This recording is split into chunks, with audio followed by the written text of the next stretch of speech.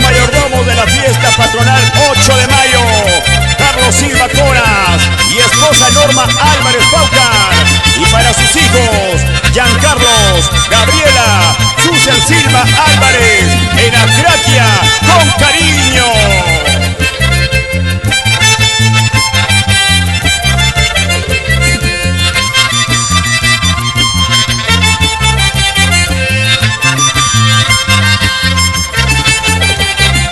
Me enamoré, me ilusioné, porque yo de ti me enamoré.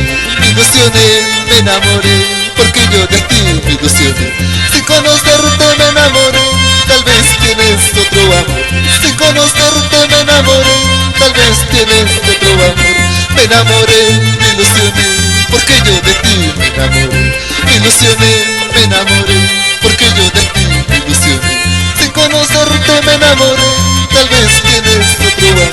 Sin conocerte me enamoré, tal vez tienes otro amor.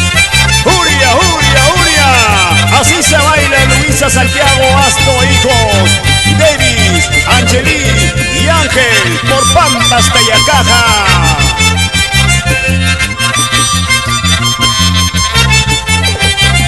Pida no más, esta noche cariñito. Pida no más, lo que tú quieres, amorcito. Yo te daré a la medida de tu casa. Yo te daré más abajito de tu casa. Pida no más, esta noche amorcito. Pida no más, esta noche cariñito. Yo te daré a la medida de tu casa. Yo te daré más abajito de tu casa. ¡Goza, goza!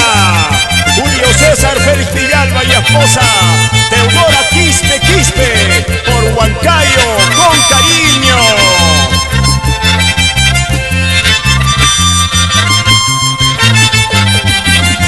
A ti te dicen ceviche de puta porque te comen todos los borrachos. A ti te dicen ceviche de puta porque te comen todos los borrachos. Que pena me das, flaquita, que todos los borrachos te comen. Que pena me das, flaquita, que todos los borrachos te comen.